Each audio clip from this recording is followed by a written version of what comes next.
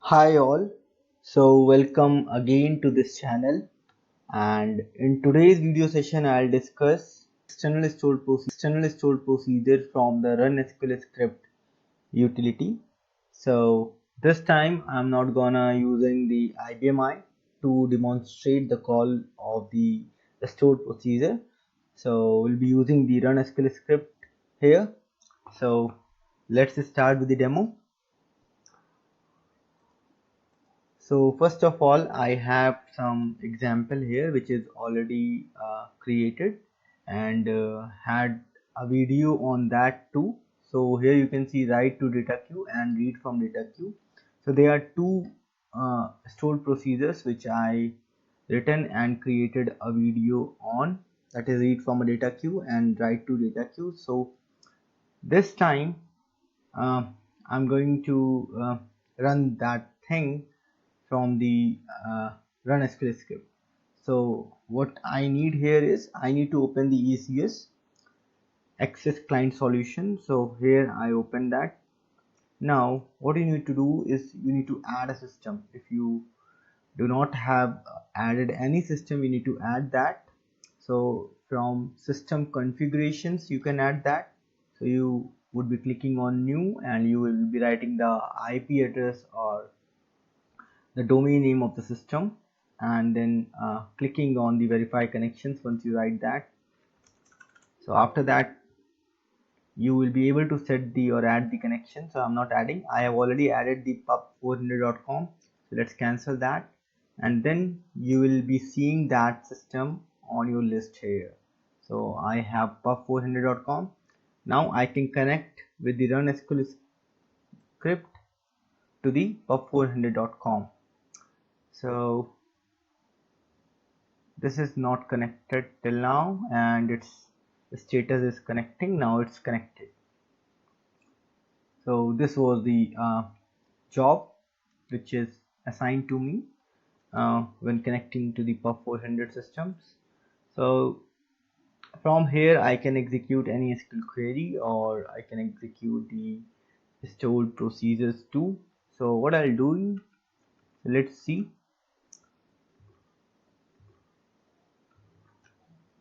This one. So the first thing here is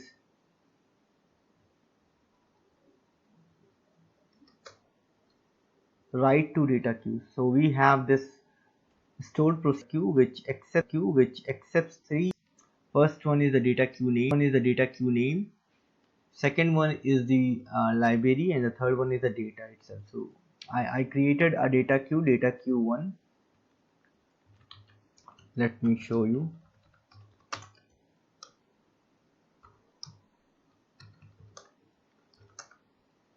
So this was based on the FIFO, that is first in first out. So whatever the data which is inserted at first will be first out from the data queue when we are trying to read the data from the data queue. So let's call this function. So before that let me check either we have any data, so we'll be calling this. So for calling a stored procedure from the RPG, we need a execute SQL call basically, and we can call simply using this call statement from the strSQL2. So the same way we can call from the run SQL script. So just copy and paste this. So here what we are going to do is we need three parameters. So data queue, first one is data queue name, data queue name, data queue1. Second one is library name,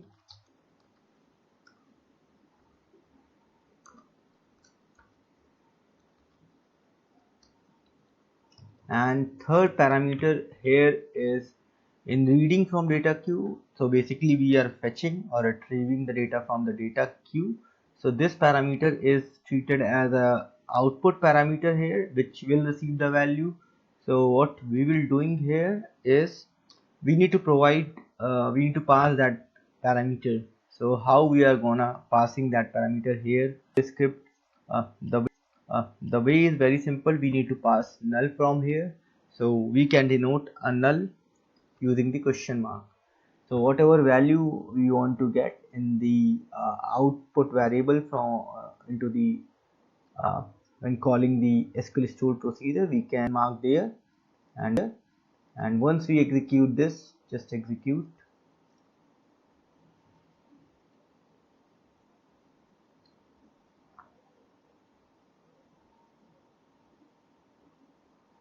So this is executing. So you can see this stored procedure is executed with return code 0, means it was successful, and it received in the nothing, because there is nothing in the data queue right now.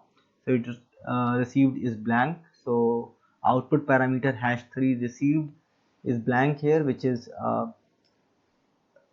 assigned by this utility run SQL script. So this is the message section where you can see the result.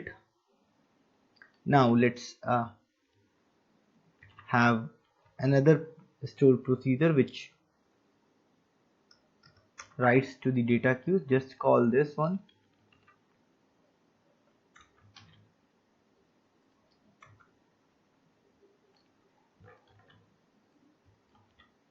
So this time we need to pass the data because it accepts some data to be written. Just write first.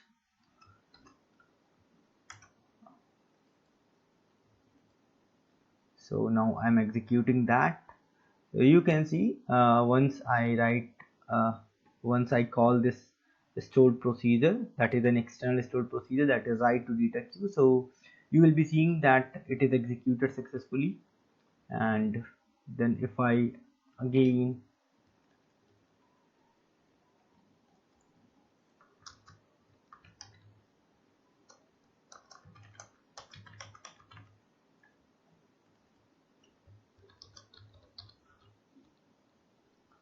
execute this, third, fourth,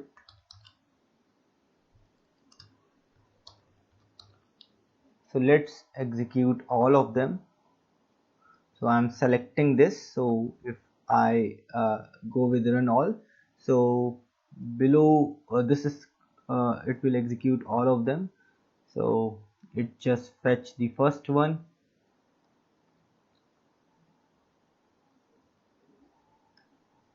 So you can see all of the statements are executing simultaneously. So these are executed.